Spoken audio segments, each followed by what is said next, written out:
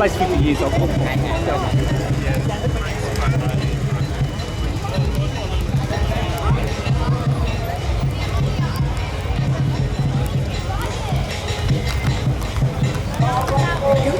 Cái trước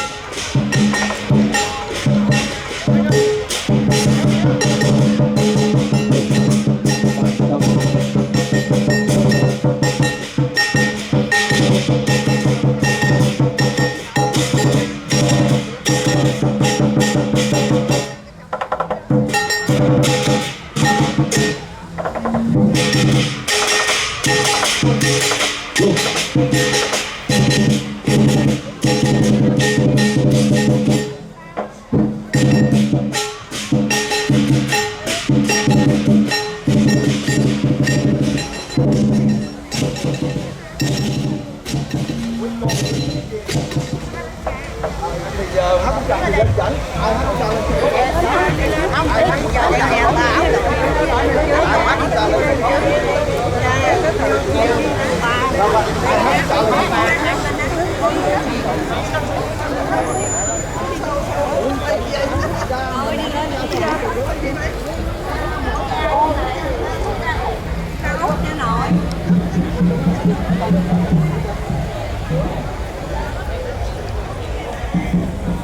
tụ rồng tụ lăng một điểm game xong rồi.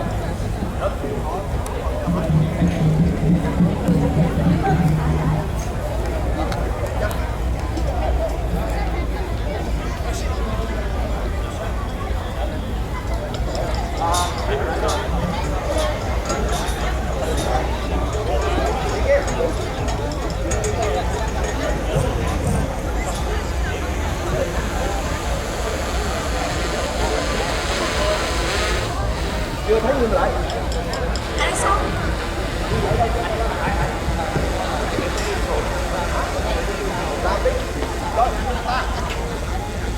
Quang Kha.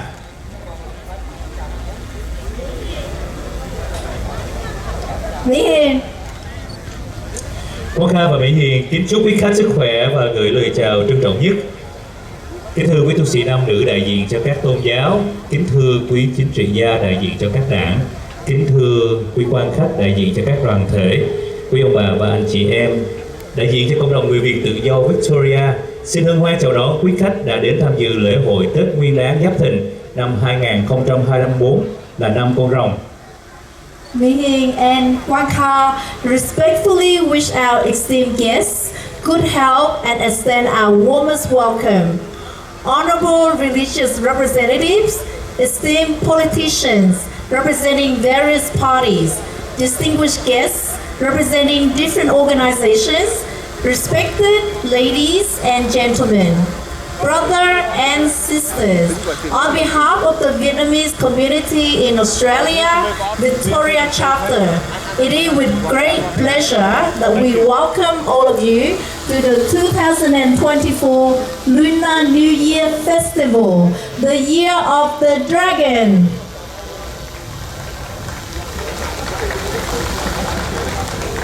Tết Nguyên đán luôn là dịp đặc biệt phản ảnh những giá trị truyền thống và phong tục quý báu của chúng ta. Sau 25 năm, đây là lần đầu tiên cộng đồng người Việt tự do Victoria quy tụ tại Footscray Park để cùng nhau hân hoan đón một mùa Tết đầy ắp sắc màu, hương vị, âm nhạc và trên hết là tình đồng hương sâu nặng, tái hiện không khí của Tết cổ truyền. Ladies and gentlemen, welcome to the special Lunar New Year celebrations. Today, for the first time in 25 years, the Vietnamese community in Australia, Victoria chapters, gathers at Footscray Park. We celebrate our rich traditions with a festival of colors, flavors, music, and deep community spirit, bringing to light the atmosphere of our Lunar New Year. Rồng trong tiếng hát Việt còn được gọi là Long. In Sino-Vietnamese, the dragon is also referred to as Long. Mỹ Nhi biết tại sao năm con rồng là năm đem đến sự tự hào nhất cho người Việt Nam không? I'm always proud to be the Vietnamese Australian. Can you please tell me why the Year of the Dragon is considered to be the most prideful for Vietnamese Australians? Trong truyền thuyết Việt Nam, Lạc Long Quân vị anh hùng của giống rồng và Âu Cơ là nàng tiên tuyệt sắc đã gặp nhau tại hồ Động Đình và sinh ra 100 quả trứng. Khi các trứng nở, 100 người con ra đời và mang dòng máu của cả rồng và tiên. Âu Cơ dẫn 50 người con lên núi, nơi họ sống với bản chất hiền lành và nhã nhặn. Lạc Long Quân đưa 50 người con còn lại xuống biển, nơi họ trở nên mạnh mẽ và quyết đoán. Kể từ đó, người Việt Nam tự hào về nguồn gốc con rồng cháu tiên của mình, hòa quyện giữa sức mạnh và sự nhân hậu. In Vietnamese legend, Lạc Long Quân, a heroic figure of dragon lineage, and Ogre, a supremely beautiful fairy, met at Động Đình Lake and bore 100 eggs. From these eggs hatched 100 children, carrying the bloodline of both dragons and fairies. Ogre took 50 of these children to the mountains, where they lived with gentle and refined natures. Lạc Long Quân led the remaining 50 to the sea, where they grew strong and determined. From then on, the Vietnamese people have always taken pride in their children of the dragon, grandchildren of the fairy heritage, a blend of strength and kindness. Thưa quý vị, đất nước Việt Nam của chúng ta mang dấu ấn sâu đậm của hình ảnh huyền thoại rồng. Quan sát bản đồ hình chữ S uốn lượn, ta có thể hình dung ra con rồng vĩ đại. Miền Bắc uy nghi như đầu rồng, miền Trung trải dài như thân rồng và miền Nam duyên dáng như đuôi rồng. Nổi bật nhất là đồng bằng sông Cửu Long ở phía Nam với 9 nhánh sông chảy dài ra biển, giống như 9 con rồng đang bay múa, tạo nên một trong những vùng đất nông nghiệp màu mỡ và phì nhiêu nhất Việt Nam. Our country, Vietnam, is deeply marked by the legendary image of the dragon. Observing the S-shaped curve of the map, one can envision a majestic dragon. The mighty north is the dragon head, the elongated center region as its body, and the graceful south as the dragon tail. Most notably, the Mekong Delta in the south, with the 9 river branches flowing into the sea, resemble night dragon in flight, making it one of the most fertile and bountiful agricultural area in Vietnam. Ok, và hiện còn 3 điều nữa để liên tưởng rồng và nước Việt Nam. Điều nữa là trong triều đại của Lý Thái Tổ, khi ngài dời đô từ Hoa Lư đến một vùng đất rộng lớn hơn để phát triển đất nước. Khi đặt chân đến vùng đất mới, một sự kiện thần kỳ xảy ra là Lý Thái Tổ chứng kiến hình ảnh một con rồng bay vút lên trời. Được cảm hứng từ sự kiện này, ông đã đặt tên cho thủ đô mới là Thăng Long, có nghĩa là rồng bay, một vùng đất ngày nay chúng ta biết đến là Hà Nội. Many might not be aware that Hanoi, as is known today, was once called Thăng Long, a name ingrained in legend.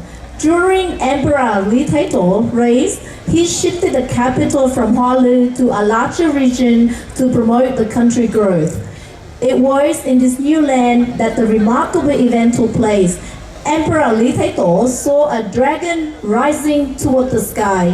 Moved by this sight, he named the new capital Thăng Long, which means ascending dragon, now known to us all by Hanoi. Rồng bay lên thì phải có chỗ đáp xuống. Thêm nữa là ở Bắc Ninh gần vịnh Bắc Bộ có một vịnh gọi là vịnh Hạ Long, có nghĩa là rồng đáp xuống. Many might also be unaware that the famous Hạ Long Bay in northern Vietnam is named after a legend too, with its name translating to the bay where the dragon lands. Năm nay chúng tôi chọn tưởng nhớ về Sài Gòn trước 1975 làm chủ đề để ôn lại ký ức quý báu về Sài Gòn, nơi đông đầy kỷ niệm từ tuổi thơ đến tình yêu và gia đình. This year, we chosen Memories of Saigon pre-1975 as our theme to rekindle precious memories of Saigon, a city filled with sentiment from childhood, love and family. Chương trình văn nghệ sẽ tái hiện Sài Gòn xưa qua ca khúc và múa, cùng gian hàng ẩm thực phản ánh hương vị thành phố. Chúng tôi hy vọng mọi người Việt dù ở đâu sẽ tìm thấy một trong những giai điệu và hương vị này nhắc nhớ về Sài Gòn yêu dấu. Our cultural program will bring to life the accent of old Saigon through songs and dance, along with food stores that capture the city's unique flavors. We hope every Vietnamese, wherever they may be, will find a piece of their heart in these melodies and tastes, bringing back fond memories of the beloved Saigon.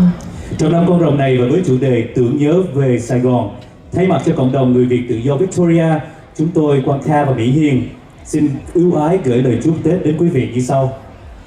In this year of the dragon and with the theme Memories of Saigon, on behalf of the Vietnamese community in Australia, Victoria chapter, Quang Kha and Mỹ Hiền extend our Lunar New Year greeting to all. Sau một năm trôi qua với bao nỗ lực và cống hiến không mệt mỏi, chúng ta đón chào năm mới, năm của rồng, biểu tượng của sức mạnh, may mắn và thịnh vượng. Chúng tôi xin chúc quý ông bà sức khỏe dồi dào, tâm hồn thanh thản và trải nghiệm nhiều niềm vui trong cuộc sống.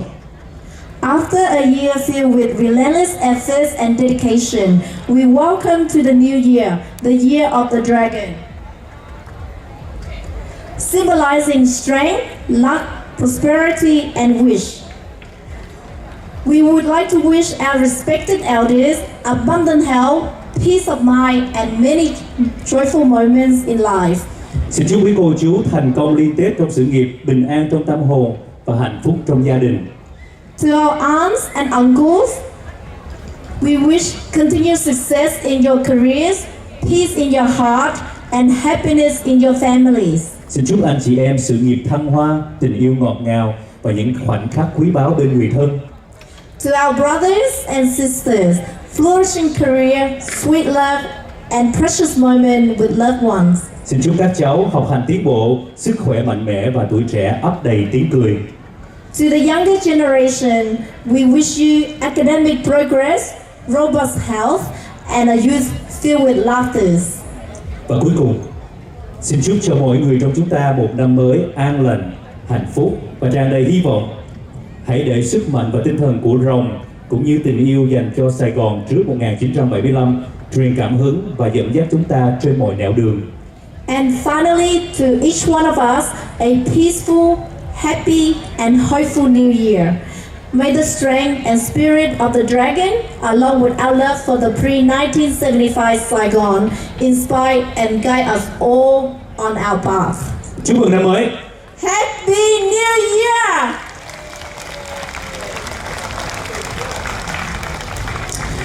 Và sau đây chúng tôi xin mời cô Vi Nguyễn, Phó Chủ tịch của Cộng đồng người Việt tự do Victoria phát biểu và gửi lời tri ân đến người dân tộc thổ dân Úc. Ladies and gentlemen, please join me in welcoming Ms. Vi Nguyen, Vice President of the Vietnamese community in Australia, Victoria Chapter, who will be acknowledging and paying respect to the indigenous community, including the First Nation peoples.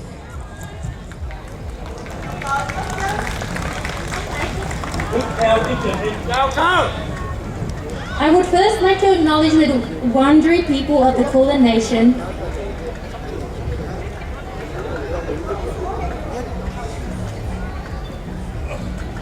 and pay my respects to the elders past and present.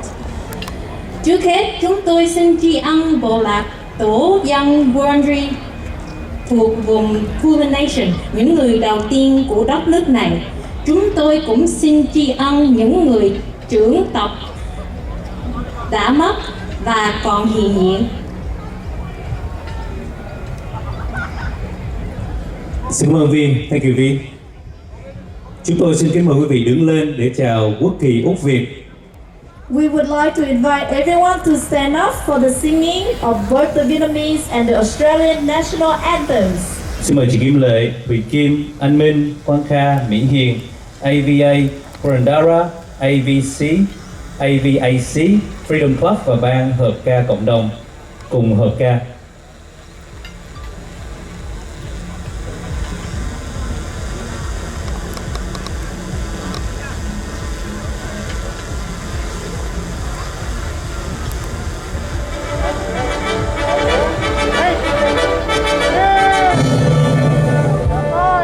Parents, oh, let us rejoice, for we are one and free. We're golden soil and wealth for toil. Our home is girt by sea. Our land abounding nature's gift of beauty rich and rare. In history's page let every stage advance Australia fair. In joyful strength and let us sing advance Australia fair.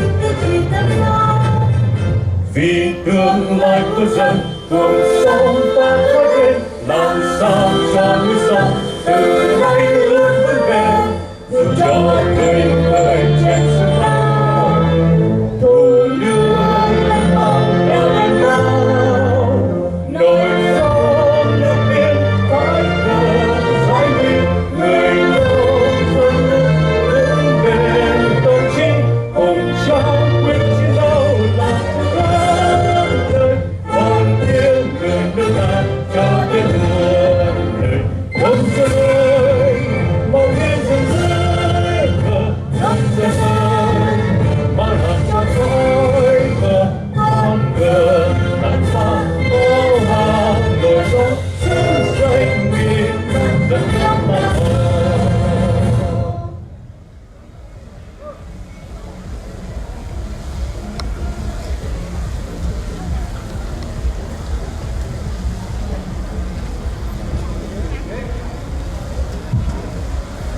Sau đây chúng ta cùng dành một phút mặc niệm để tưởng nhớ và tri ân công đức các bậc tiền nhân, những chiến sĩ và đồng bào đã hy sinh trong cuộc chiến đấu bảo vệ tự do, dân chủ và nền độc lập của dân tộc Việt Nam.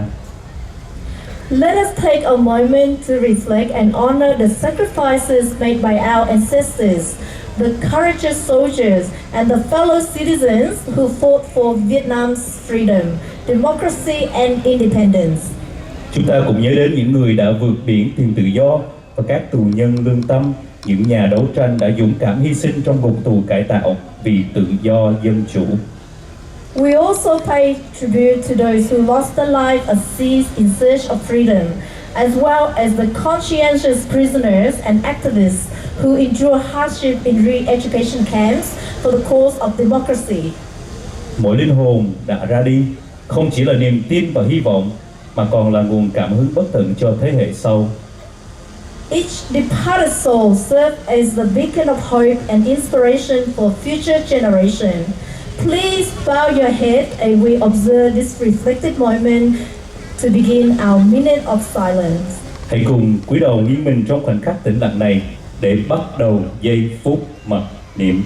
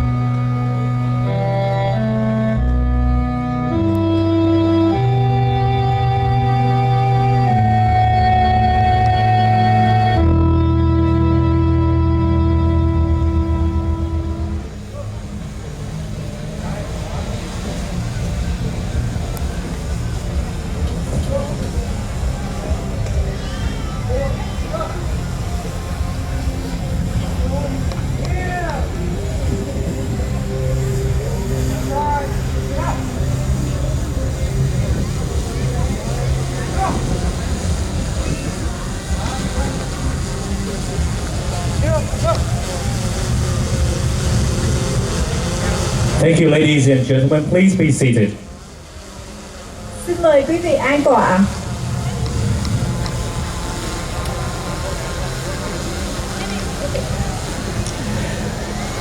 We extend our warmest welcome to distinguished guests from the government bodies, local councils, and community representatives for gracing us with your presence at this Lunar New Year festival. Your attendance adds great significance to our celebration, and we are truly honored by your participation. Chúng tôi xin gửi lời chào mừng nồng nhiệt nhất đến với các quý khách từ các cấp chính quyền, các hội đồng thành phố địa phương và các tổ chức cộng đồng đã vinh dự có mặt tại lễ hội Tết Nguyên đán này. Sự hiện diện của quý vị quan khách làm tăng thêm ý nghĩa to lớn cho lễ hội và chúng tôi rất vinh dự chào đón quý vị.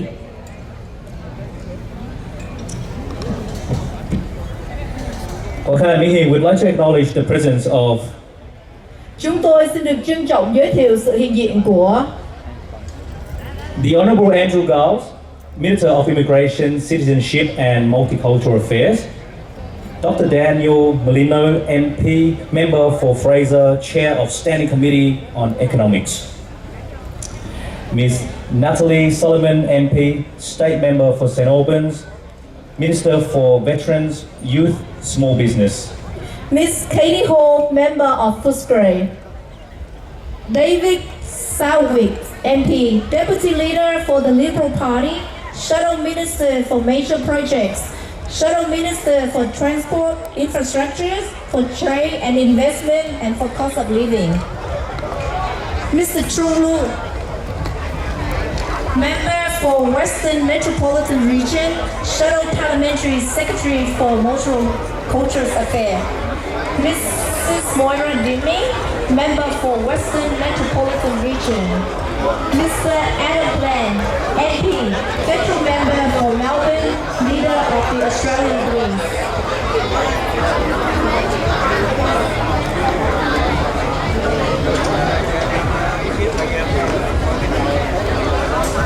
Councillor Thúy Đặng, Councillor of the City of Greenbank, Grassland Ward. Councillor Sam David JP, Councillor of the City of Greenbank, Harvester Ward. Councillor Lloyd Trum, Councillor of the City of Greater Dandenong, Springvale South Ward. Dr. Kieu Tiến Dũng, former Member of Victorian Parliament. Miss Katerina De Montes, Community Fundraising Manager, Western Health Foundation. Miss Jan Connolly, Senior Manager, Major Gifts, Western Health Foundation. Ông Đặng Văn Rạp, Chủ tịch Hội Cựu quân nhân Quân lực Việt Nam Cộng Hòa. Ông Nguyễn Bé, Ban chấp hành Hội Cựu quân nhân Quân lực Việt Nam Cộng Hòa, đại diện cho gia đình nhảy dù. Ông Nguyễn Hữu Kiệt, Ban chấp hành Hội Cựu quân nhân Quân lực Việt Nam Cộng Hòa. Ông Phạm Ngọc Tiền, Visitor Experience Managers Events, The Shrine of Remembrance. Ông Nguyễn Văn Dũng, Hội Ái Hữu Không quân. Ông Trương Văn Công, gia trưởng gia đình Mũ Đỏ. Ông Nguyễn Khắc Thi, gia trưởng gia đình Biệt Cách Dù. Ông Nguyễn Bình, gia đình Hải quân Hàng Hải. Ông Đỗ Văn Thắng, gia đình Hải quân Hàng Hải. Ông Châu Đình Lợi, gia đình Hải quân Hàng Hải. Ông bà Nguyễn Hữu An, gia đình Biệt Động quân. Đỗ Ngọc Phương, gia đình Biệt Động quân. Ông bà Nguyễn Hữu Thiện, Hội Cựu Sinh viên Sĩ quan Thủ Đức. Bà Huỳnh Bích Cẩm, Founder and President, sáng lập viên kiêm Hội trưởng Hội Phụ nữ Việt Úc.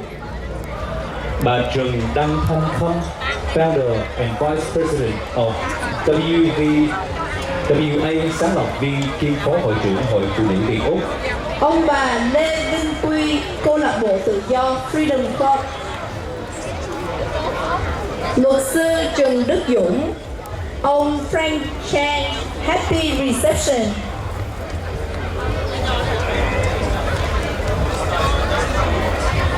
Ông bà Nguyễn Huy Nhạc.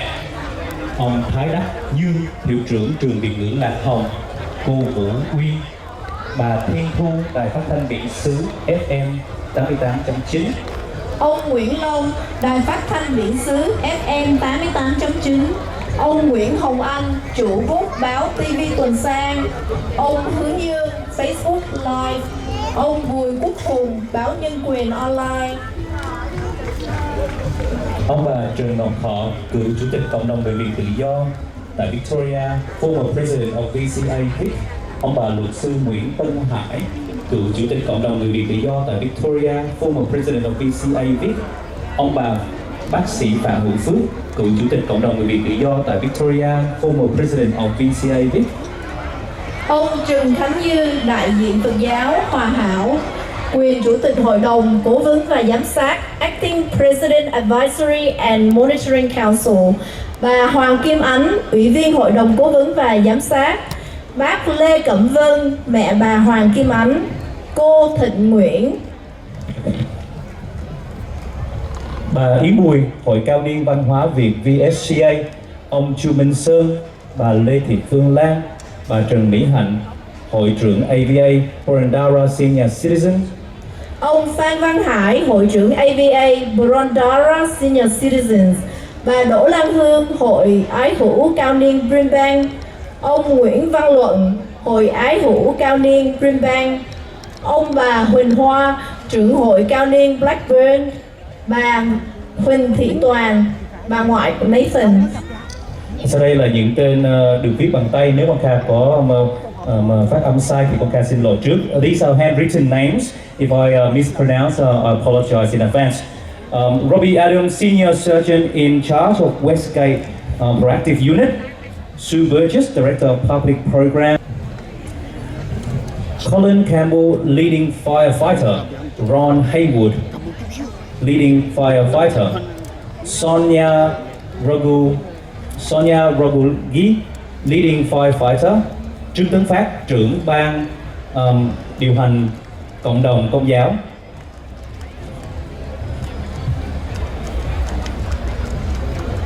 Ông Nguyễn Quốc Thịnh, đại diện đảng Việt Tân. Ông Trương Tấn Phát, trưởng ban điều hành cộng đồng công giáo Việt Nam, tổng giáo phận Melbourne. Cô Thủy Tạ, ông Nguyễn Văn Dũng, Hội trưởng Hội Không quân. Thanh Vân Senvat, Mehmet Balikal, Footscray Turkish Community. Bà Trần Ngọc Lanh, Phương Video, Lưu Minh Sơn, Nguyễn Thanh Ngọc, cựu chủ tịch cựu quân nhân. Hiệp Nguyễn, VASA Vic Springvale. Vĩnh Trình, chủ tịch câu lạc bộ bóng bàn. Xin lỗi, Vinh Trịnh, chủ tịch câu lạc bộ bóng bàn. Huỳnh Hoa, Trần Ngọc Thi, đại diện hội cao niên Blackburn, hội phó hội cao niên Blackburn.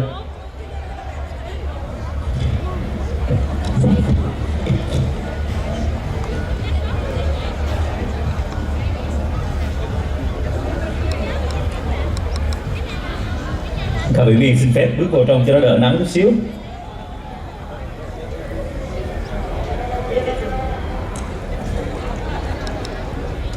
Con Khai và Vĩ Hiền xin thay mặt cho ban tổ chức, chúng tôi xin tri ân các nhà tài trợ, các tình nguyện viên đã không ngần ngại bỏ rất nhiều thời gian công sức sau hội trường cả tháng nay để giúp cho lễ hội được thành công. Các đoàn thể, hội đoàn, công ty đã có những đóng góp tổ chức và xây dựng cho hội chợ Tết cộng đồng mừng Xuân Giáp Thìn 2024 với chủ đề Nhớ về Sài Gòn. On behalf of the event organizers, the Vietnamese community in Australia, we extend our heartfelt thanks to all who make this event possible. Our sincere appreciation goes out to our sponsors, whose generous support was instrumental in bringing this celebration to life. A special mention to our dedicated volunteers for their tireless effort behind the scene, ensuring the success of this event. We also want to acknowledge the community groups and companies whose contribution have made our Tết celebration a memorable experience for all. Thank you for your support, which have made this event a cherished and enjoyable experience with everyone involved. Và sau đây là những nhà tài trợ. These are our sponsors. Thank you, Victoria State Government, Melbourne City Council, Australian Vietnamese Women's Association, Hollywood Now, Bang UB Production, Happy Reception, Claudia Nguyễn Councillor, City of Yarra, Hội Nhã Y Dược, Hội Thương gia Richmond, Hội Thương gia Footscray và Chùa Quang Minh. Xin được trân trọng cảm ơn Victoria Police, Fire Rescue Victoria, St. John Ambulance, State Emergency Services, GPS Power Generator, Melbourne Temporary Fencing, People Marquees, K&H Sign, DV Marquees, Vietnamese Student Associations, Phu Đông Scout Group, Gia đình Phật tử Chánh Đạo, Hội Thiếu nhi Thánh thể, Hội Bonsai và tất cả các ban ngành của cộng đồng xin được nhận đây lời trân trọng cảm ơn. Thank you all sponsors.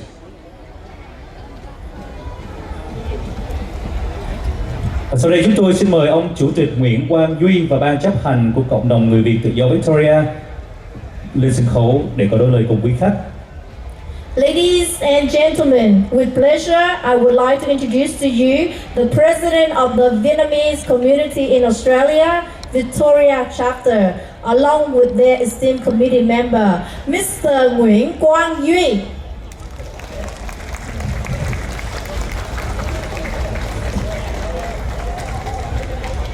Mời Vice President of Internal Affairs, Miss Vi Thủy Nguyễn. Mời Vice President of External Affairs, Mr. Nathan Nguyễn. Acting Vice President, Finance and Planning, Miss Jennifer Trung. Secretary, Miss Liên Thu Thị Nguyễn. Treasurer, Miss Hương Kim Nguyễn.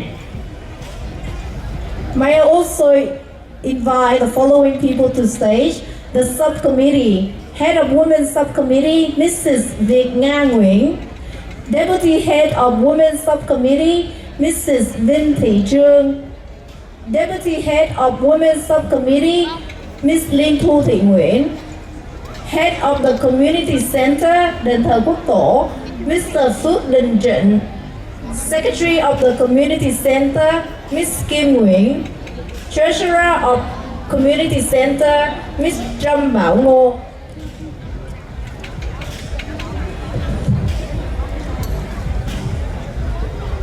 Head of Legal and Community Center Development Subcommittee, Mr. Tân Hải Nguyễn, OAM.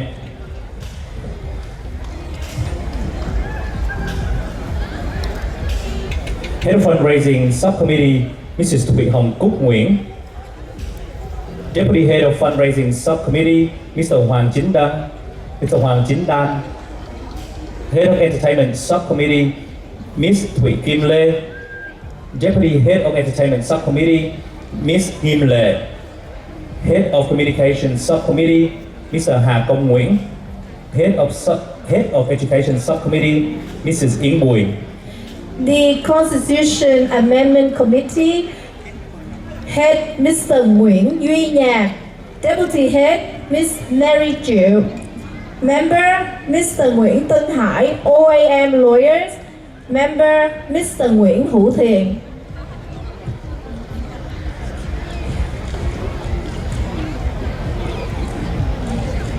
Assistant to the President, Manager and Coordinator of Community Activities, Mr. Hải Phạm. Manager and Coordinator of Social Services Activities, Mr. Thi Nguyễn. These are the members of the Advisory and Prudential Council. Acting President, Mr. Yu Khánh Trần. Secretary, Mr. Thạch Công Lý. Commissioner, Mrs. Hoàng Kim Ánh. Quý vị cho một tràng pháo tay cho chấp hành ạ.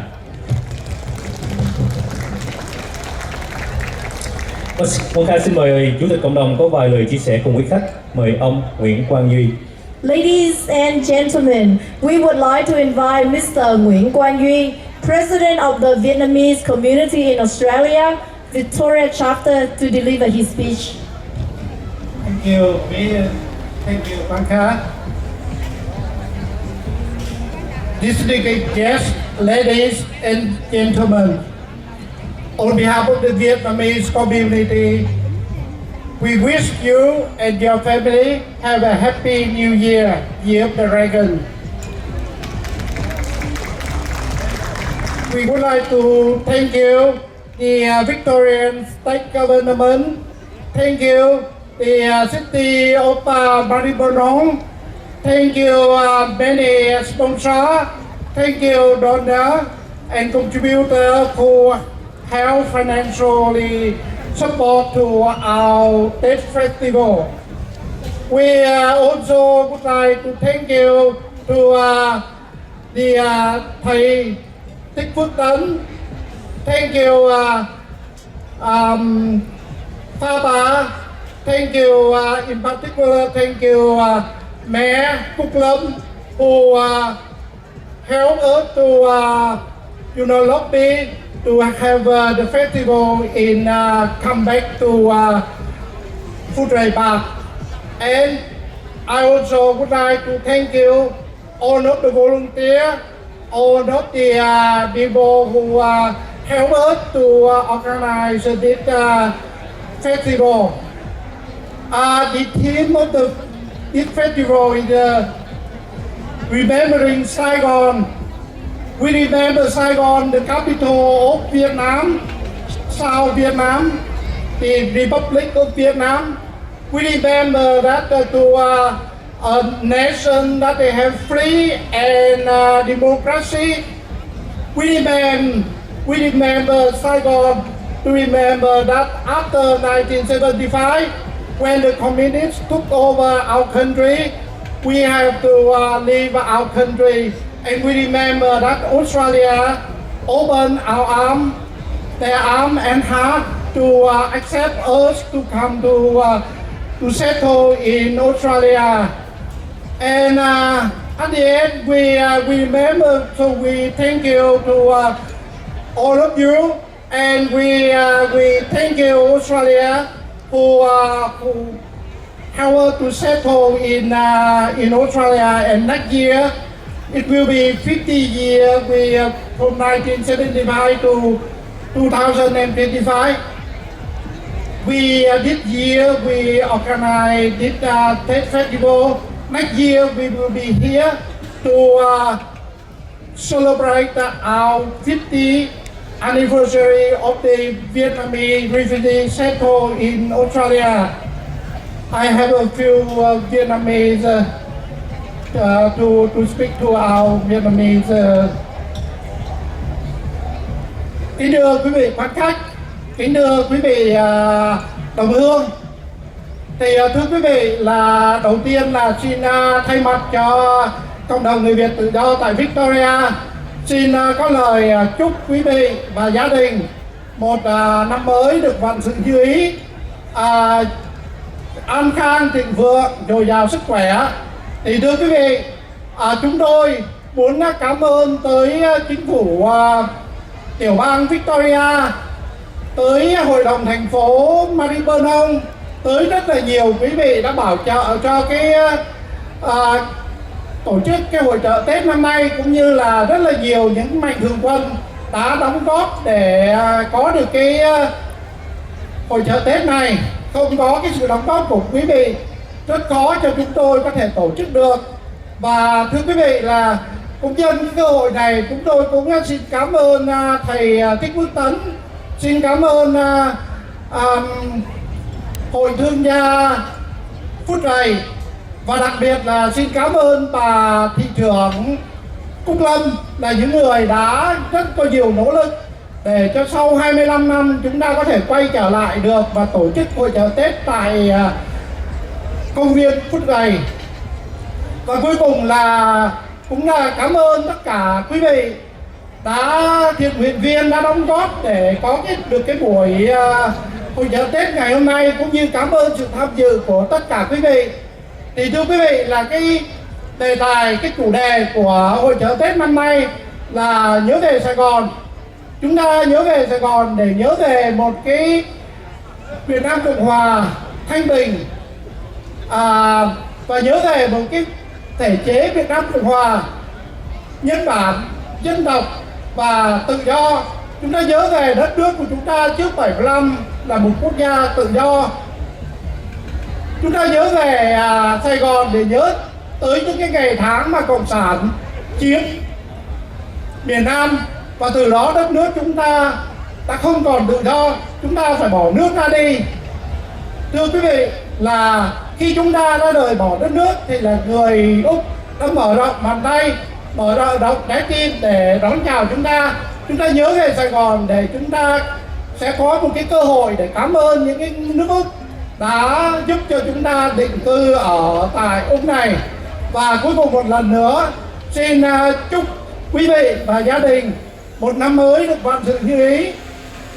Xin cảm ơn tất cả. Thank you very much. Xin cảm ơn. Một tràng pháo tay cho ông Chủ tịch Đoàn, ông Nguyễn Quang Duy. Thank you, Mr. Nguyễn Quang Duy, President of the Vietnamese Community in Australia, Victorian Chapter. Để tiếp tục chủ đề nhớ về Sài Gòn trước 1975, thưa quý vị, Ghé bến Sài Gòn là một ca khúc trữ tình được sáng tác bởi nhạc sĩ Văn Phụng và lời được viết bởi nhạc sĩ Huyền Linh vào năm 1958. Sau đây là màn trình diễn đặc sắc của nhóm múa Âu Cơ sẽ trình bày ca khúc này.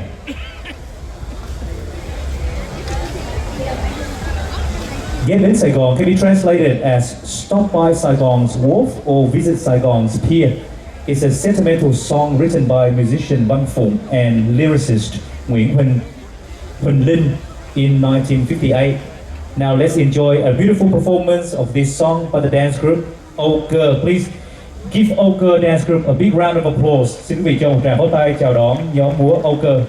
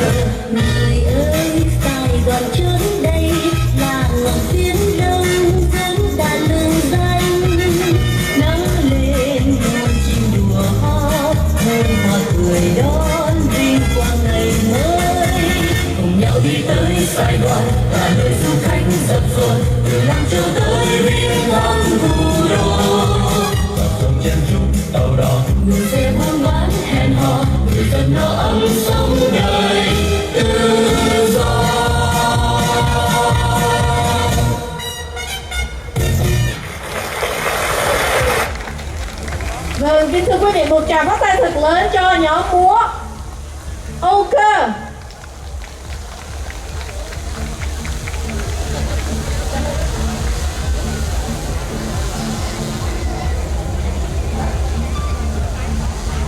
Ladies and gentlemen, with great honor, I would like to invite our first guest speaker, the Honorable Dr. Daniel Molino, Federal Member for the Divisions of Fraser, Chair of Standing Committee on Economics, Representing the Prime Minister of Australia, Mr. Anthony Albanese. Kính thưa quý vị, chúng tôi rất hân hạnh được giới thiệu đến quý vị vị khách mời đầu tiên phát biểu trong chương trình sáng nay. Đó là tiến sĩ dân biểu Daniel Molino, dân biểu liên bang vùng Fraser. Ông cũng là đại diện cho ngài Thủ tướng Úc Châu Anthony Albanese, sẽ truyền đạt thông tin chúc Tết từ Thủ tướng đến với cộng đồng Việt Nam của chúng ta. Một tràng pháo tay thật lớn để đón chào ông. Thank you. Can I begin by acknowledging the traditional owners of the land on which we meet and pay my respects to their elders, past, present, and emerging. Chúc mừng năm mới Giáp Thìn. Happy New Year of the Dragon. Đầu tiên là ông xin ghi nhận chúng ta đang đứng ở trên lãnh thổ của người thổ dân, và ông xin gửi lời trân trọng nhất đến cho tất cả những người cao niên của cộng đồng thổ dân, và đồng thời ông cũng chúc mừng năm mới quý vị đang nghe. Can I begin by acknowledging the President of the VCA Victorian chapter, Zui Quang Nguyen, and all of your committee. You have put in an incredible effort today, and it's a remarkable event. Thank you very much for moving it to the western suburbs, to here at Footscray Park for the first time in 25 years. Và đầu tiên là ông xin gửi lời khen ngợi Chủ tịch cộng đồng Nguyễn Quang Duy cũng như là tất cả những người đã đóng góp để đem một cái lễ hội rất là vui đến với vùng Footscray, đến vùng phía miền Tây của Melbourne. And can I also thank all the many volunteers?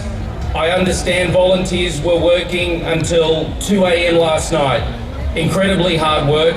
And of course also all the performers, the Olco dance group, Australia Vietnamese Arts, and of course all the lion and dragon dancers. It's amazing how skillful and artistic you are in so much heat. Tôi cũng xin cảm ơn tất cả những thiện nguyện viên, những người đã đóng góp công sức. Có nhiều người đã làm việc tới 2 giờ khuya ngày hôm qua, cũng như tất cả những cái người trong nhóm múa, nhóm văn hóa, sinh hoạt văn hóa, những người trong đội múa lân. Xin cảm ơn tất cả những sự đóng góp của quý vị. I just want to briefly acknowledge some of my colleagues. The Federal Minister for Immigration and Multiculturalism, Andrew Giles, is coming here later. He has been a champion of multiculturalism and the Vietnamese community for many years, and has championed many important projects for the Vietnamese community in Fraser. And can I also acknowledge my federal colleague Adam Bant, who is here. Tôi xin ghi nhận sự có mặt của Tổng trưởng di trú, trước đây là di trú, bây giờ là Bộ Nội vụ đó, và ông Andrew Giles, ông đang bận và ông sẽ tới vào lúc sau này. Ông là luôn là người đã luôn ủng hộ cộng đồng Việt Nam rất là tích cực, cũng như là có ông dân biểu Adam Bant, ông cũng xin chào mừng. And we also have Natalie Suleiman and Katie Hall, who are local state MPs and champions of the community.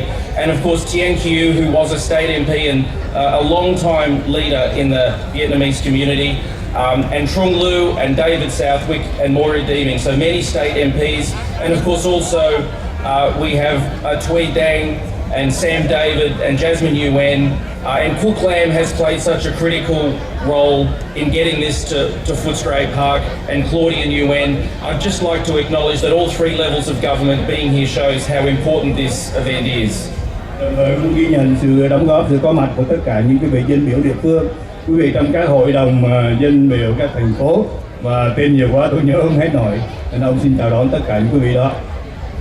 And I'd just like to give a brief message from the Prime Minister, Anthony Albanese.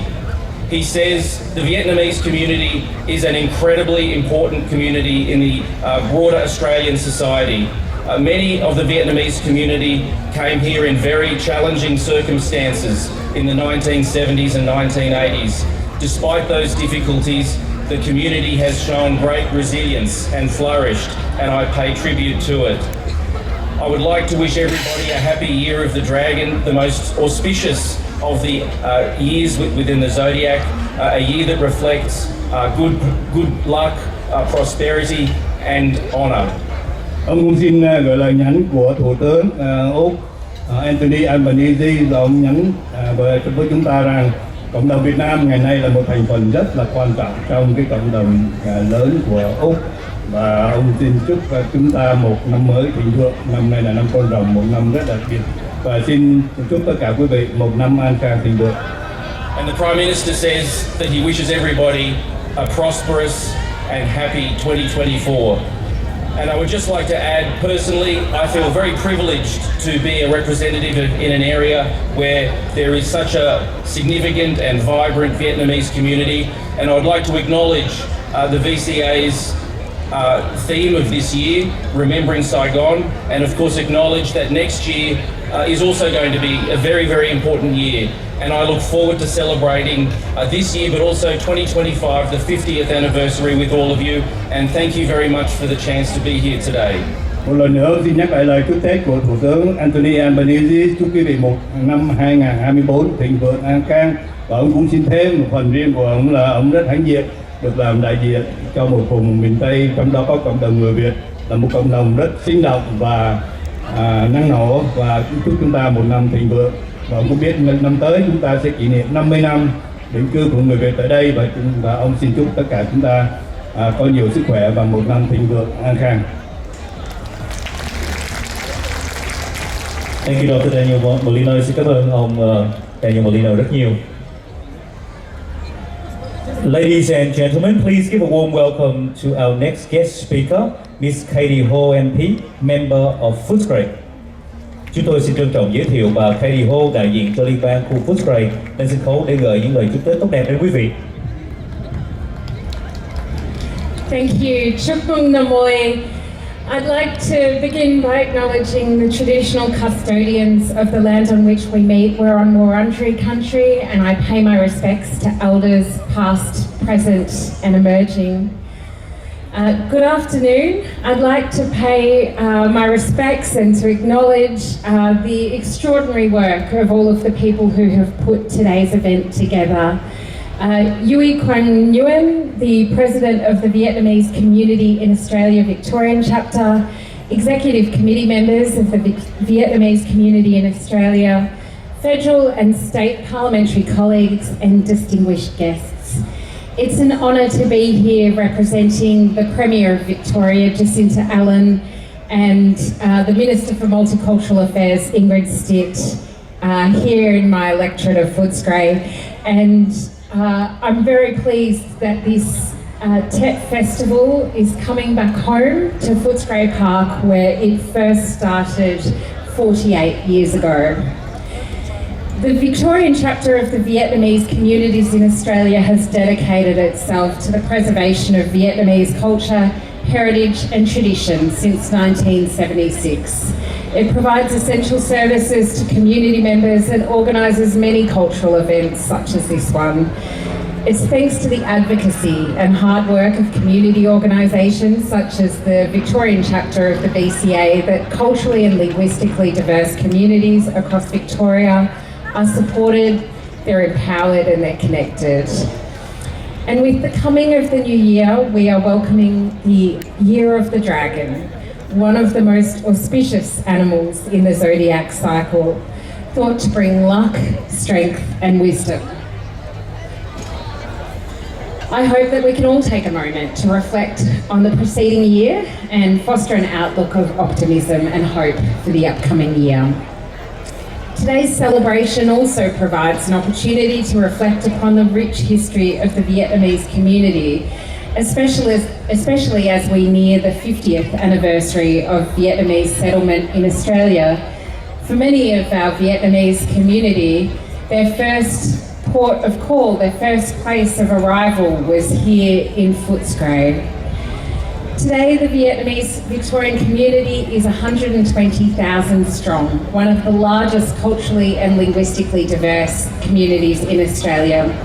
I'm so thankful to this thriving community for sharing your diversity of dialects, religions and cultures which strengthen our understanding of Vietnam and enrich our multicultural state.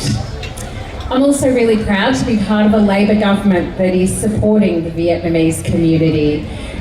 Since 2014, we've demonstrated that support by providing over 12.6 million in funding to Victoria's Vietnamese community, including 1.3 million to the Vietnamese community in Australia Victoria chapter. $100,000 to put this event on today, which is part of $400,000 in multi-year funding that we're delivering as an election commitment. And we're also providing $90,000 to help young Vietnamese Australians to develop their leadership skills and to strengthen their cultural identity. Today's occasion serves as an invitation for all Victorians to celebrate in the rich tapestry, culture, customs and traditions of Vietnamese culture in our beautiful multicultural Footscray. I hope you have a great day. Chúc mừng năm mới.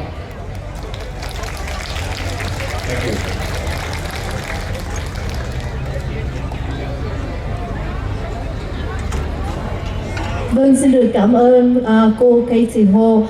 Ladies and gentlemen, please welcome Mr. David Southwick, Deputy Leader of the Liberal Party and Shadow Minister for Major Projects, Transport Infrastructure, Trade and Investment and Cost of Living to the stage to share his New Year wishes. Xin trân trọng kính mời ông David Southwick, Phó Thủ lĩnh đối lập tiểu bang Victoria, Bộ trưởng bóng tối cho các dự án lớn, Bộ trưởng bóng tối về cơ sở hạ tầng giao thông, thương mại và đầu tư, chi phí sinh hoạt. Xin được mời ông lên sân khấu để gửi lời chúc Tết đến toàn thể quý vị. Chúc mừng năm mới. Happy New Year, the year of the dragon. It is wonderful to be with you all here today. What a magnificent festival. We have the sun that is shining. We have the festival back at Footscray Park. I know when I was talking to Mr. Nguyen, the President, that it was 1982 when this festival first came to Footscray Park. It had to leave for various reasons, and now it is back, bigger than ever. Happy New Year! I know that my colleague, Mr. Molino, has mentioned a number of dignitaries here today. I'm not going to repeat those. I wanted to particularly, though, recognise our veterans. Our veterans that literally did so much for their country and now have immigrated to our country and now made our country their country. To our veterans, could we please say thank you and give them a big round of applause to our veterans. This is a really important occasion. It is an important occasion because our Vietnamese community have been such an important community to both Australia and here in Victoria. One of the fastest growing communities. The Vietnamese community has embraced our great state. We have a fantastic multicultural state, but it is you, the Vietnamese community, that has made Victoria your home. And to that I say thank you. And we know next year is the 50th year when those refugees have come from Vietnam to Australia to choose Australia and Victoria as their home. And on that particular note, I wanted to recognise so many of those refugees that chose that. It is great to be here in Footscray because I studied in Footscray at Victoria University. And at that time, one of my good friends was Tan Lee, who became the Young Australian of the Year. And she also came here as a refugee, studied law, and became very successful. Another successful refugee is my good colleague and my good friend, Trung Lu. And Trung Lu says to all of you that whatever you do, whatever you choose, the opportunity is yours. And representing John Pasuto, the leader of the Liberal Party today, and the Liberal Party more broadly, we believe in opportunity. We believe as a Liberal Party of freedom, of choice, and the fact that if you work hard, you will be able to succeed. And that's Trung Lu. Trung Lu, who came here in 1979 as a refugee. His father fought in the war. He left Vietnam. He came here on a boat like many of you. He became an army reservist, a member of Victoria Police, a city councillor, and now a member of Parliament in the upper house of Victoria. And well done to you, Trung Lu, because you represent all Vietnamese here today that demonstrates that if you work hard, you will succeed, and you're doing a wonderful job in the Victorian Parliament. Thank you. If I could just finish by saying that this festival, the Vietnamese community and Victoria is such an important melting pot. People, not just from the Vietnamese community, from people from all communities. And what we must do is we must share our cultures, we must share our traditions. And what I say to you, to all of our dancers, to all of our performers, to the beautiful ladies and gentlemen that are all beautifully dressed, thank you for demonstrating your cultures and your traditions. And to the Vietnamese Association that have put this on today, thank you. It is great to have the festival back, and let's see it continue to go strong from year to year to year. Thank you very much, and Happy New Year. Thank you, David. Chúc mừng năm mới, Andy. Please join me in welcoming Miss Natalie Solomon, MP, State Member for St Albans, Minister for Veterans, Minister for Youth, and Minister for Small Businesses, to the stage to share her New Year wishes with us. Xin trân trọng kính mời bà Natalie Solomon, Bộ trưởng Cựu chiến binh, Bộ trưởng ngành thanh thiếu niên, Bộ trưởng các doanh nghiệp nhỏ lên sân khấu để gửi lời chúc Tết yêu thương và may mắn đến toàn thể quý vị.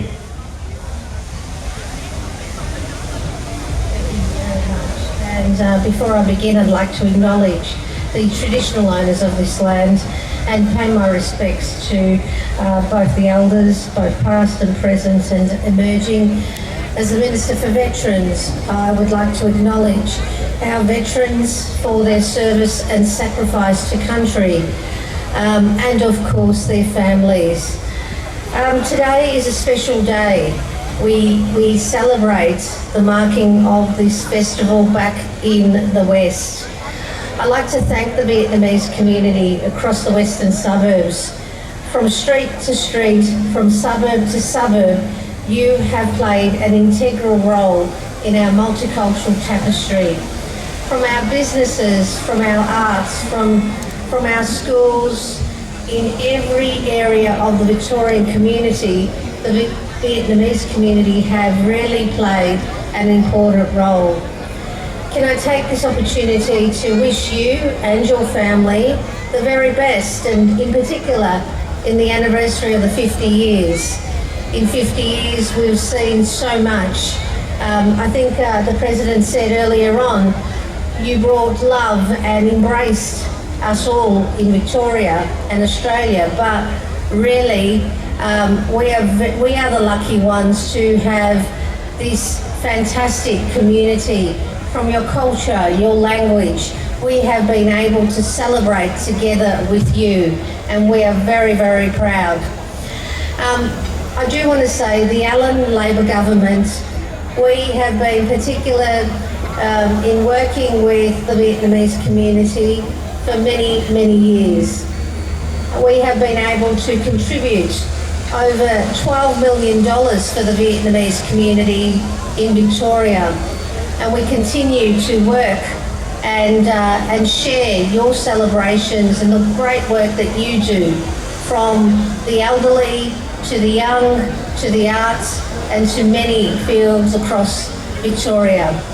So from my family to yours, can I take this opportunity to wish you a very happy Year of the Dragon, prosperous, healthy New Year, and chúc mừng năm mới, mong xuân Giáp Thìn. Thank you very, very much. Thank you, Mr. Natalie Sullivan. Kính thưa quý vị, Sài Gòn đẹp lắm, Sài Gòn ơi, Sài Gòn ơi.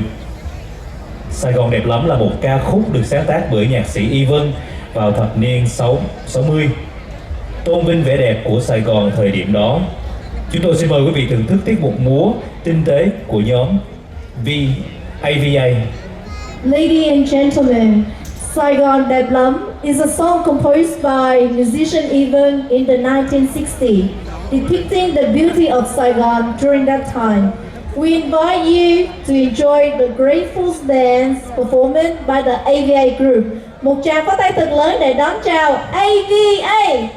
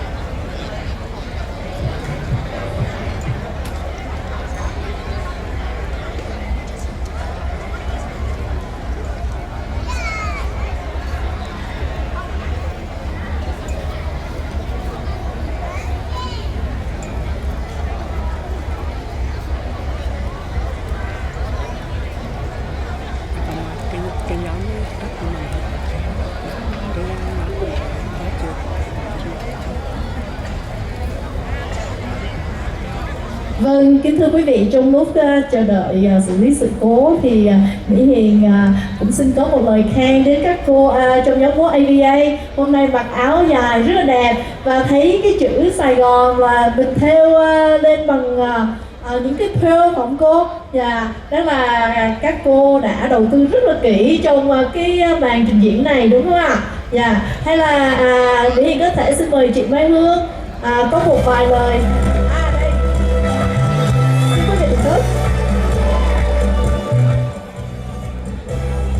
Xin làm lại từ đầu, xin mời Hương Phi làm lại từ đầu nhé.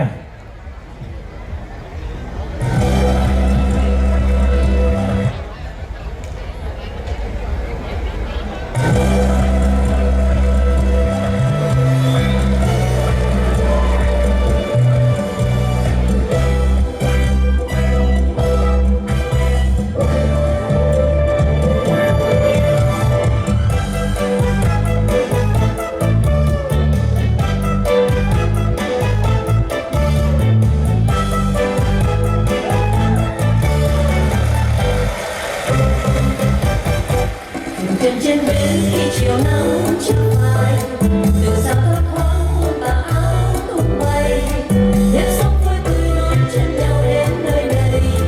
Sài Gòn đẹp lắm, Sài Gòn ơi, Sài Gòn ơi. Mưa xe như nước trên đường vẫn qua màu, lời ra thăm bên câu chào nói sâu sao. Phố xa thanh thang đón chân tôi đến chung tôi. Sài Gòn đẹp lắm, Sài Gòn ơi, Sài Gòn ơi. La la la.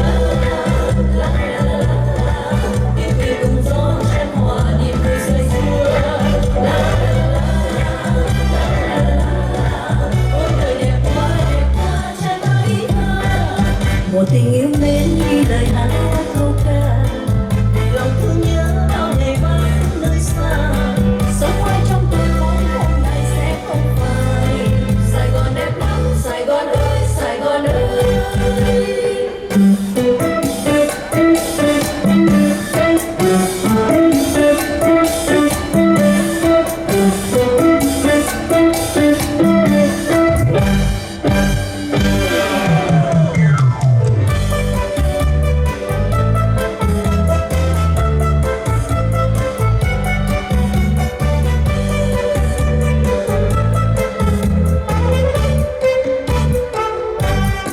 Dừng chân trên bến khi chiều nắng chưa phai, từ xa thấp thoáng muôn tà áo tung bay, đêm sóng vui tươi đôi chân nhau đến nơi này. Sài Gòn đẹp lắm, Sài Gòn ơi, Sài Gòn ơi. Mưa xe như nước trên đường vẫn qua màu, người ra thăm bến câu chào nói xôn xao. Phố xa thanh thang đón chân tôi đến chung tôi. Sài Gòn đẹp lắm, Sài Gòn ơi, Sài Gòn ơi. La la la la la la la la.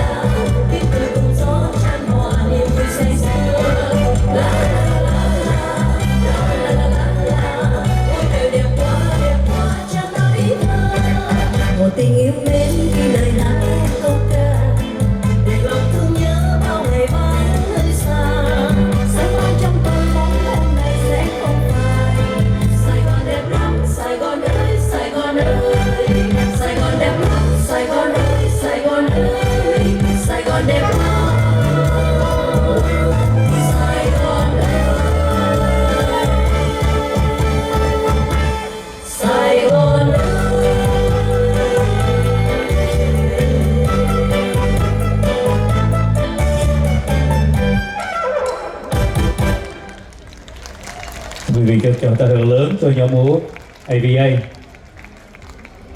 Các chị có những cái chi tiết là chữ Sài Gòn trên áo dài mà nón lá trông rất là đẹp luôn. Quý vị cho chị một tràng pháo tay thật lớn nữa ạ.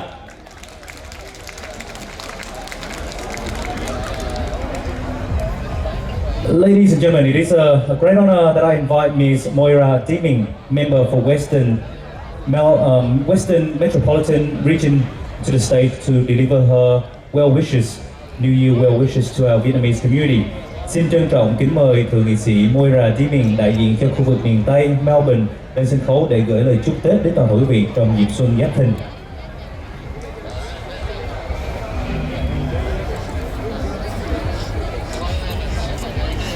Thank you so much. Come on, Mike.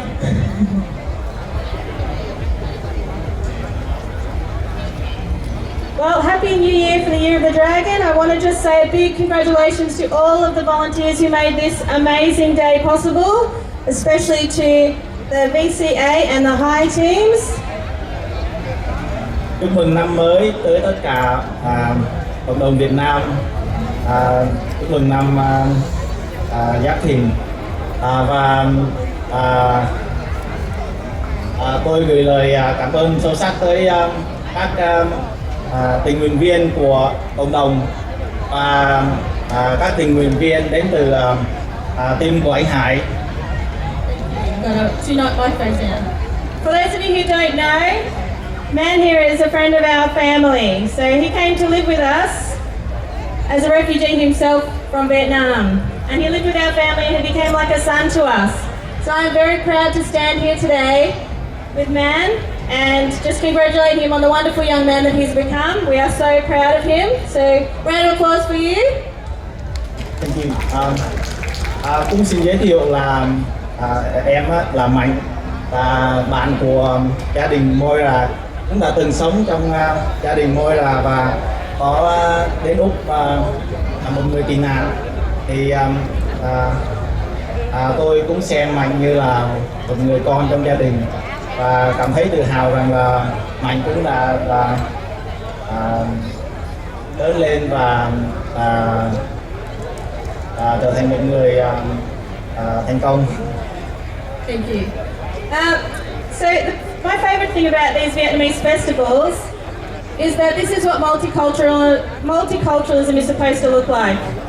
The Vietnamese clearly love Australians and we love you in return, and it's because we all love the same things. We love freedom and we love democracy. And as your representative in the West, I look forward to proudly standing side by side with you to continue those traditions. And one of the first things that I will be doing is to be advocating for a new venue for a Vietnamese community hub so that you can celebrate next year on the 50th anniversary of the Vietnamese refugee resettlement in Australia in a brand new venue.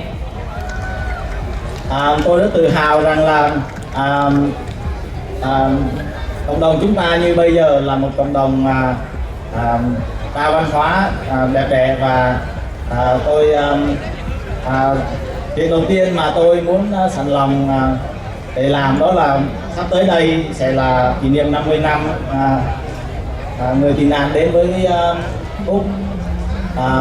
Tôi muốn cố gắng để người Việt Nam sẽ có một nơi sinh hoạt cộng đồng mới. Thank you.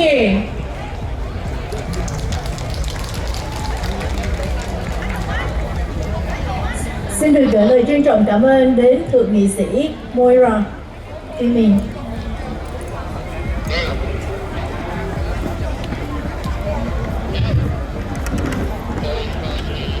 Ladies and gentlemen, a big welcome to our next guest speaker, Mr. Trung Lu, member for Western Metropolitan Region, Shadow Parliamentary Secretary for Multicultural Affairs. Please welcome him to the stage to deliver the New Year speech. Vâng, kính thưa quý vị, chúng tôi xin được trân trọng kính mời thượng nghị sĩ Trung Lưu, thư ký nghị viên bóng tối của các vấn đề đa văn hóa, thành viên của Hội đồng lập pháp, đại diện cho vùng Tây Melbourne lên sân khấu để gửi những lời chúc tốt Tết tốt đẹp nhất đến với toàn thể quý vị. Một tràng pháo tay thật lớn để đón chào ông Trung Lưu. Thank you, Hiền. Cảm ơn Hiền. Xin chào quý vị, quý khách, và Trung là thành viên của Đảng Tự do cho phía miền Tây này.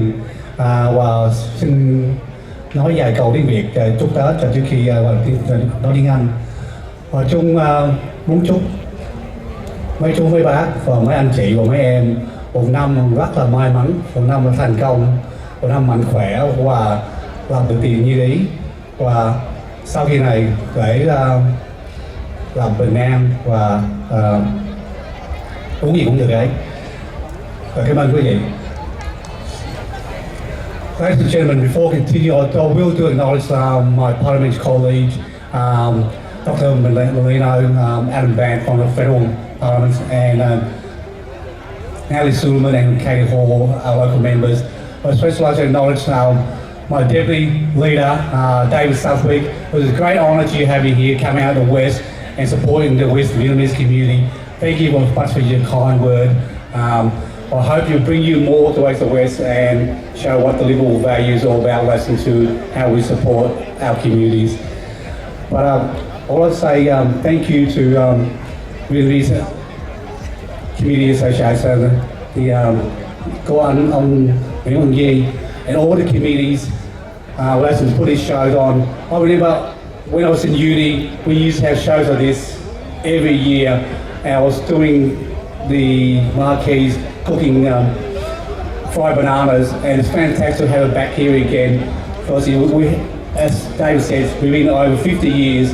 The Vietnamese communities has thrived in all avenues and professionals in relation to educations, engineers, doctors, and business. We have thrived, but to prosper and to expand and to build as a community, with the Australian community, we need to have a voice in development, a voice in saying how our community wants to go ahead and build. There's a voice in local government, in state government, and federal government. I hope all the young Vietnamese out there will follow my example and example like Dr. Nguyen Kieu, step into Parliament and have our voice and represent the Vietnamese communities.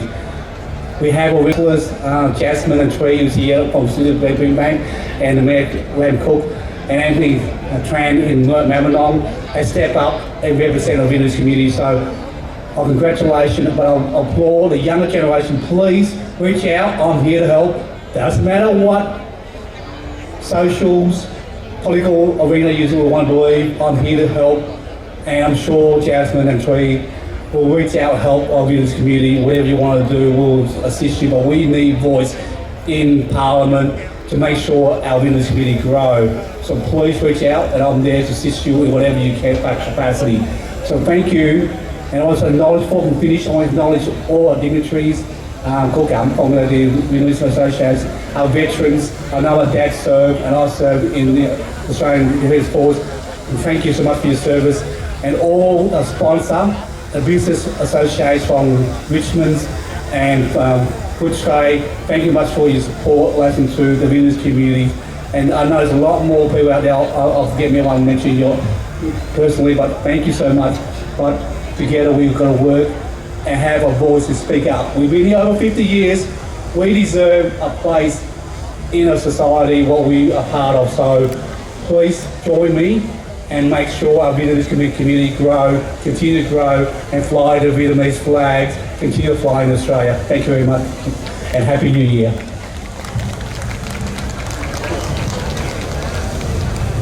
Xin cảm ơn Thượng nghị sĩ Trung Lưu. Ladies and gentlemen, our next guest speaker for today's event is Mr. Adam Bland, MP, federal member for Melbourne, the leader of the Australian Greens. Vâng, kính thưa quý vị, chúng tôi xin được trân trọng kính mời ông Adam Bland là thủ lãnh của đảng Xanh sẽ lên sân khấu gửi lời chúc Tết đến với toàn thể quý vị. Một tràng pháo tay thật lớn để đón chào Mr. Adam Bland. Xin chào. Hello everyone. My name is Adam Band. I'm from the Greens. I'm the leader and I represent that area of Melbourne, just over the river. And on behalf of my party, I want to say Chúc Mừng Năm Mới. Happy New Year, everyone. What a fantastic festival this is. This is just amazing. I want to acknowledge the traditional owners, pay respects to elders past and present, to say thank you to Daniel Molino and the Minister Andrew Giles and all my other parliamentary colleagues. And can we just have a huge round of applause for the organising committee and the officials and the volunteers of Vietnamese Community Australia Victoria. This is an amazing, amazing event and you should be very, very proud of what you've done. Congratulations everyone. On behalf of the Greens, I just want to say thank you for inviting my family and myself to celebrate Tet with you. I've been in Vietnam during Tet before, and I know what a special time it is for celebrating and acknowledging families, ancestors and spending time together. And I really want to thank you for bringing this amazing festival here back to Footscray. And can I also say, as someone who represents the area of Melbourne that has a very, very large Vietnamese community and is home to many incredible Vietnamese community organisations like the Australian Vietnamese Women's Association, I want to acknowledge the significance of next year, of 50 years of arrival and settlement here in Australia. We live in an Australia now where if someone arrives by boat, they get turned away or they get locked up. I feel really lucky to have so many people in Melbourne who have come here from Vietnam and made this place their home, because I want to tell you that part of the reason that so many people want to come to Melbourne is because of the Vietnamese community. So the reason so many people want to come and visit, live, work, eat and play here is because of everything that the Vietnamese community has done. And I speak with pride when I go to Canberra about the people who arrived here by boat 50 years ago and the things their families and everyone has done since then. Because part of the reason that Melbourne is such a good place is because of the Vietnamese community. And I want to say thank you so much. Come in. Thank you very much for everything that you've done and that you continue to do. I look forward to coming and celebrating again with you next year and marking 50 years. And until then, have a fantastic Tet and Happy New Year. Chúc mừng năm mới. Cảm ơn anh rất nhiều. And we have the best phở in Melbourne as well. Ladies and gentlemen, please welcome to the stage Mrs. Huỳnh Bích Cẩm, founder and president of the Australian Vietnamese Women Association. Xin được trân trọng kính mời bà Huỳnh Bích Cẩm, sáng lập viên kiêm hội trưởng của Hội Phụ nữ Việt Úc, lên sân khấu để gửi những lời chúc Tết tốt đẹp nhất đến quý vị.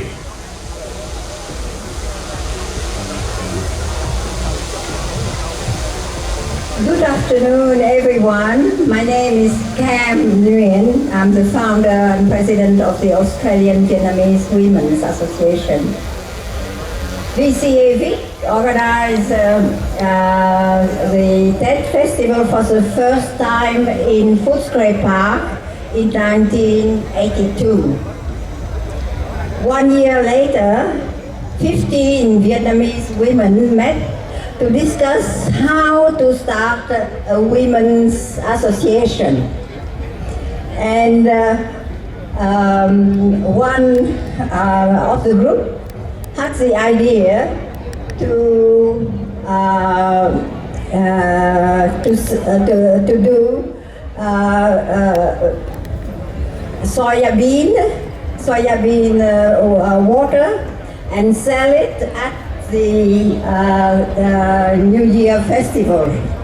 So our group made the soybean drink and sold it for the whole morning. And at the end of it, we made a profit of $30. When I thought of that amount, it was we never repeated the same fundraising again. Now, if you visit our website, you will see that our income is much higher than that. I wish you all a very happy New Year of the Dragon. Thank you. Kính thưa quý vị, bữa nay hội chợ Tết ở Footscray Park làm tôi nhớ tới hồi năm 1982 là lần đầu tiên cộng đồng người Việt tự do tổ chức hội chợ Tết ở Footscray Park. Rồi năm 1983 thì là 15 phụ nữ Việt họp để bàn về cách khởi sự lập một cái hội phụ nữ tại Melbourne. Và một trong nhóm có cái ý kiến là đến hội chợ Tết bán sữa đậu nành để gây quỹ. Thì sau nửa ngày bán sữa đậu nành, chúng tôi đếm tiền thì là lãi được 30 đô. Sau đó là chúng tôi không có bao giờ làm sữa đậu nành mà để bán gây quỹ nữa hết á. Sau 40 năm hoạt động thì là nếu mà quý vị vô website thì thấy là cái quỹ của hội phụ nữ bây giờ nó khác cái hồi đó ghê lắm. Phải thêm nhiều số không sau cái số 30. Tôi xin chúc tất cả quý vị một năm mới an khang thịnh vượng và mọi sự thắng ý. Kính chào quý vị. Chúng con xin được cảm ơn cô Huỳnh Bích Cẩm rất nhiều ạ. Vâng, kính thưa quý vị, Nguyễn Hồng Anh là một nhạc sĩ trước khi trở thành biên tập viên của chủ bút TV Tuần Sang. Ông sáng tác một bài hát mang tên Dòng Máu Việt sẽ được biểu diễn bởi chính tác giả, ca sĩ Nghiêm Lệ, Thùy Kim và Quang Kha. Ladies and gentlemen, Hồng Anh Nguyễn was a songwriter, musician before he became the editor and publisher of TV Tuần Sang magazine. He composed a song called Vietnamese Bloodline, which will be performed by the author himself, Miss Nghiêm Lệ Thùy Kim. Myself and the Freedom Day Club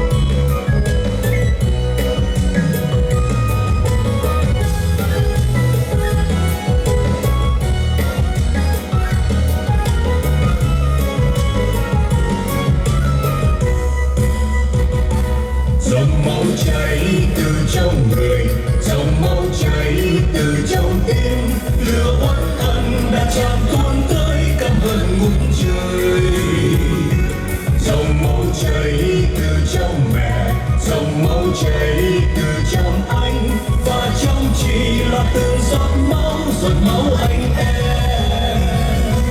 Dòng máu này hai tiếng quê tôi, Việt Nam ơi tiếng quá bồi hồi.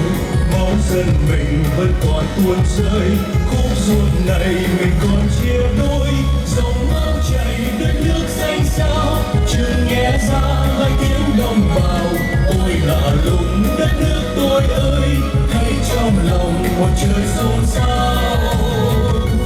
Dòng máu chảy kia sông dài, từ biển rộng đồi non cao. Vậy chiêm là từng đàn vô cánh trong đồng vắng dê. Dòng máu chảy đầy phố thị, dòng tiếng cười làng thôn ơi. Làm tim mình bừng bừng dòng máu Việt Nam. Làm tim mình bừng bừng dòng máu Việt Nam. Cùng ba miền mừng ngày hội lớn của nước Việt Nam.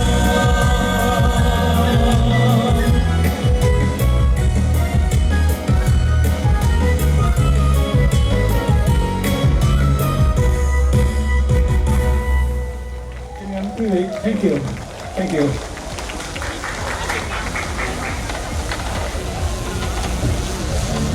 Xin mời rất nhiều.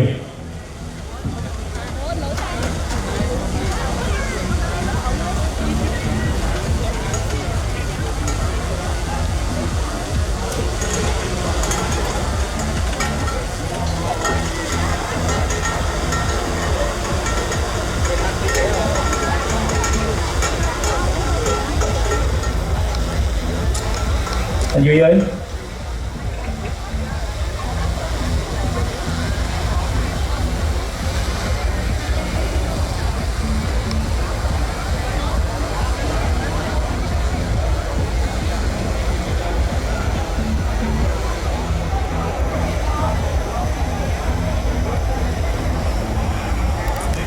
Xin mời ông Nguyễn Quang Duy và các quý vị quan khách được nêu tên sau đây lên sân khấu để phát động chương trình 50 năm người Việt tị nạn định cư tại Úc và gây quỹ cho bệnh viện Footscray.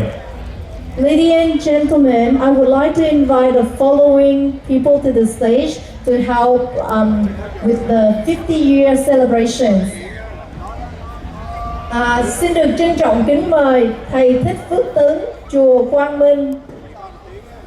Xin được trân trọng kính mời bác sĩ Phạm Phúc Nhân, đại diện Chùa Quang Minh. Ông Trương Tấn Phát, trưởng ban điều hành Cộng đồng Công giáo Việt Nam, tổng phận Melbourne.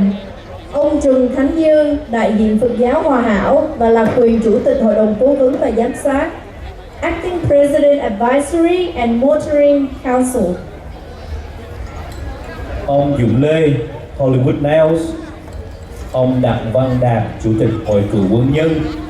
Bà Huỳnh Bích Cẩm, Founder and President, sáng lập viên kiêm hội trưởng Hội Phụ nữ Việt Úc. Bà Trần Đăng Thanh Khâm, Founder and Vice President, AVWA, sáng lập viên kiêm phó hội trưởng Hội Phụ nữ Việt Úc. Ông Peter Nguyễn, chủ tịch Hội Thương gia Footscray. Vice President of Internal Affairs, Ms. Vi Thụy Nguyễn. Vice President of External Affairs, Mr. Nathan Nguyễn. Acting Vice of President Finance and Planning, Ms. Jennifer. Secretary, Ms. Linh Thu Thị Nguyễn. Treasurer, Ms. Khương Kim Nguyễn. Head of Women's Subcommittee, Mrs. Việt Nam Nguyễn. Head of Fundraising Subcommittee, Mrs. Thụy Hồng Cúc Nguyễn. Head of Community Center Đền thờ Quốc Tổ, Mr. Phước Đình Trịnh. Head of Communication Subcommittee, Mr. Hà Công Nguyễn. Head of Education Subcommittee, Mrs. Yến Bùi. Head, Mr. Nguyễn Duy Nhạc.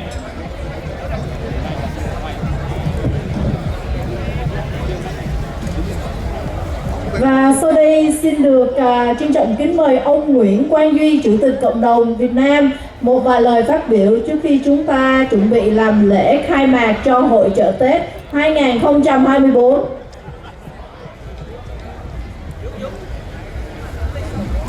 One of the reasons that we moved back to the Footscray Park to organize the Tet Festival here, that is in front, just in front of the Park Street. It is the Footscray Hospital. We're building the Footscray Hospital, and it will be opened in 2025. 2025 is also 50 years the Vietnamese resettlement in Australia. So we would like to take this opportunity to today we announce that we will raise the fund. You know, the Vietnamese community and many groups like the Quang Minh Temple, the Catholic community, you know, the Vietnamese Women Association, and you know many other groups in our community. We will raise the fund to support for the Footscray Hospital, and next year here in Footscray Park we will you know see the result of the our fundraising.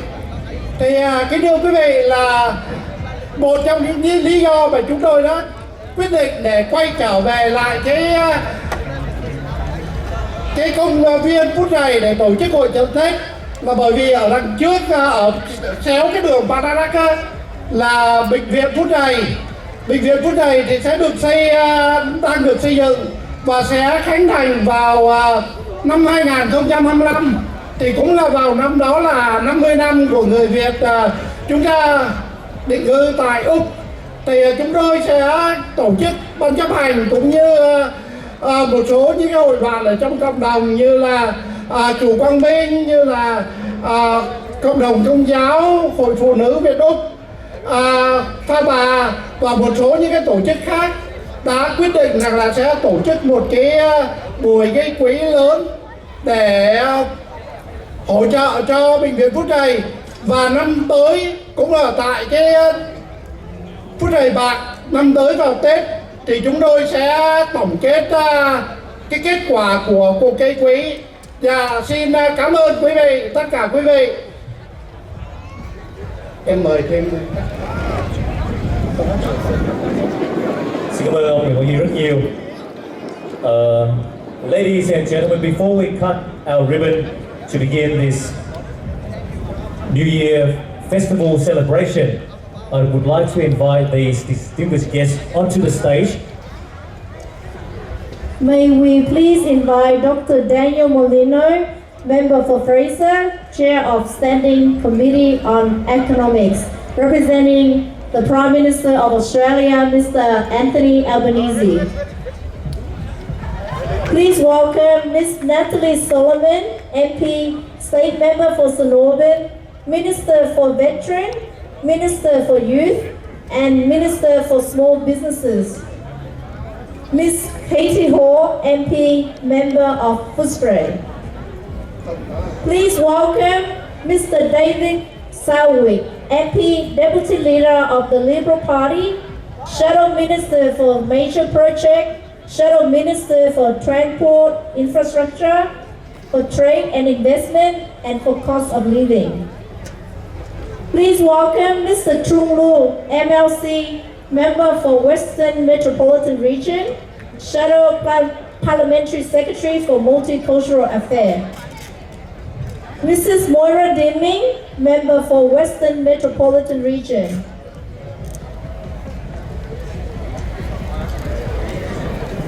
Please welcome Mr. Adam Plan, MP, Federal Member for Melbourne, Leader of the Australian Greens. Councillor Jasmine Nguyen, Councillor City of Brisbane. Councillor Thủy Đặng, Councillor City of Brisbane. Councillor Sam David, Councillor City of Brisbane. Councillor Trương Văn Lợi, Councillor City of Greater Dandenong. Dr. Kiều Tiến Dũng, former member of Victorian Parliament. And the Honourable Luke Anthony Donnellan, former member of Victorian Parliament. Ladies and gentlemen, it is my great honor that I invite the Honorable Andrew Gause, Minister of Immigration, Citizenship and Multicultural Affairs. He's here to the stage to deliver his well wishes for the Lunar New Year. Chúng tôi trân trọng kính mời ông Andrew Gause, Bộ trưởng của Bộ Di trú, Bộ trưởng Bộ Nhập cư Quốc tịch, Bộ trưởng Bộ Đa văn hóa. Ông đang trên sân khấu. Một ca xin mời ông có những lời phát biểu gửi lời chúc Tết đến cộng đồng người Việt Nam chúng ta. Thank you very much. And I'm sorry that I was a little bit late, but I hope I'll be forgiven that. I hope too I will be forgiven by just acknowledging all the dignitaries as a group, although I should recognise my federal parliamentary colleague Daniel Molino for having me in his electorate. I hope you'll have me back another time soon. Could I start my remarks by recognising the traditional owners of the land on which we are gathered and paying my respects to elders past, present and emerging. It really is an honour to be here to celebrate Tet 24 in beautiful Footscray Park. And I think one of the testaments to the significance of this occasion is the wonderful group of people on the stage coming together to celebrate and to pay their respects. When I think about our multicultural society, I often think about the extraordinary contribution that Vietnamese Australians have made to Victoria and to Australia. And I know in 2024, we are looking forward to one of the most significant anniversaries we have as a multicultural country. And I know the commemoration and also the celebration of that event will be a really significant event here in the western suburbs of Melbourne, but it is something that matters right around Australia. And I do look forward to being part of all of the events that celebrate an extraordinary contribution. A contribution that can only really be told in so many stories.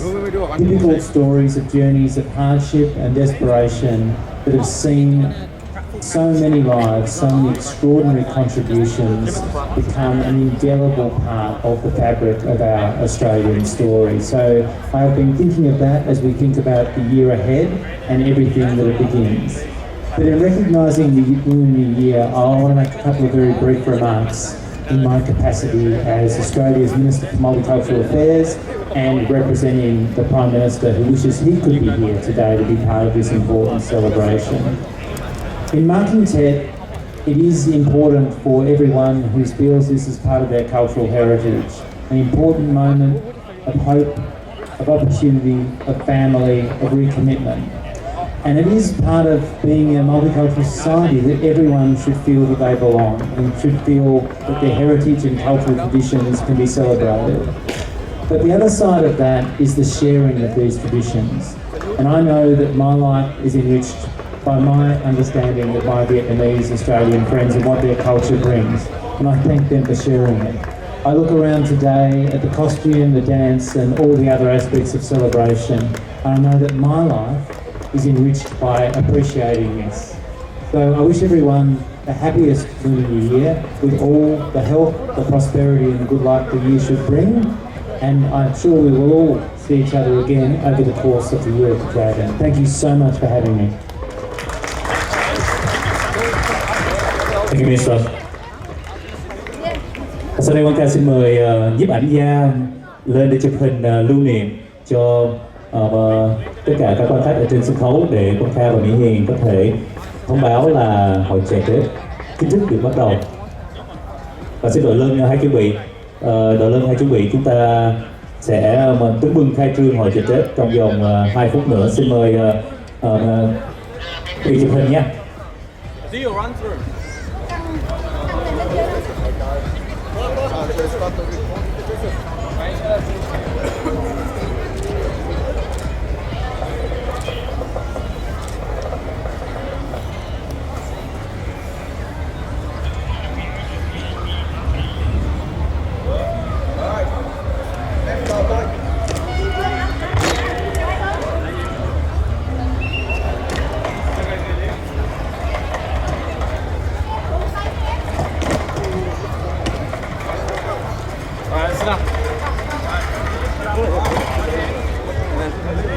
Distinguished guests, ladies and gentlemen, the exciting moment have come to celebrate it with lion dance and firecrackers. to welcome a prosperous and a happy new year 2024 ahead. Please welcome the great lion dance from the Young Vietnamese Buddhist Association, Gia đình Phật tử Đại bi Quan Âm, and the lion dance by Quang Minh Temple, Vô Việt Nam Dragon Team. Để chào đón năm Giáp Thìn 2024, xin cho một tràng pháo tay thật lớn chào đón đội lớn của gia đình Phật tử Đại bi Quan Âm và đội rồng của Việt Nam Võ Đạo.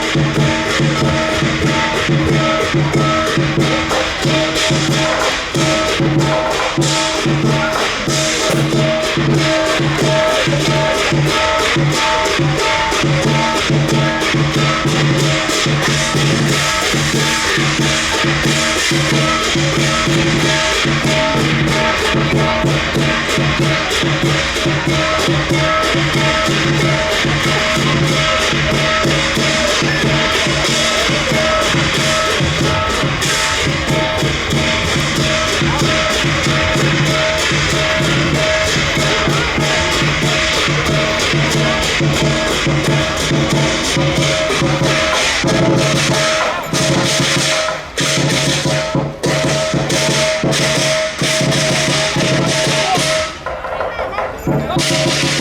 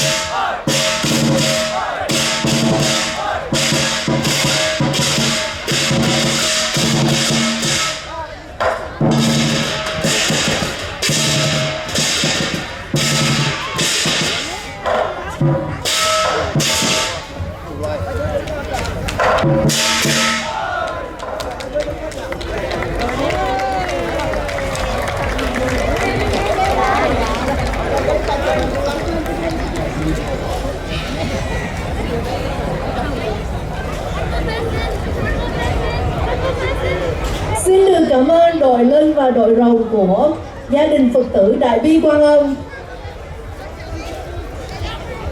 Kính thưa quý vị, thêm một tràng pháo tay thật lớn cho đội lân và đội rồng của gia đình Phật tử Đại Bi Quan Âm ạ. Bạn ơi, cho nó có một thôi nè.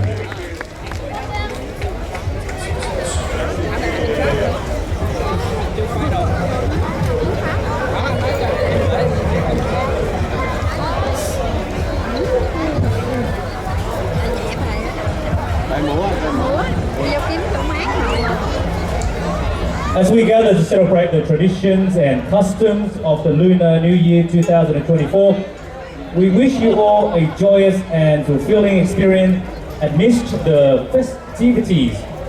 May the rich cultural heritage and tradition celebrated here today inspire you. Chúng tôi hy vọng rằng quý vị đã thưởng thức hết mọi nét đẹp truyền thống và phong tục trong lễ hội Tết Nguyên Đán năm 2024 này. Xin được trân trọng cảm ơn sự hiện diện của quý vị và chúng tôi xin kính chúc năm Giáp Thìn sẽ mang lại cho quý vị nhiều hạnh phúc, thịnh vượng và may mắn trong năm mới. Your presence adds to the vibrancy of our celebration, and we extend our heartfelt gratitude for your support and participation. May the year of the dragon bring you happiness, prosperity, and abundance in the year ahead. Happy New Year! Chúc mừng năm mới quý vị và xin được chào quý vị. Farewell.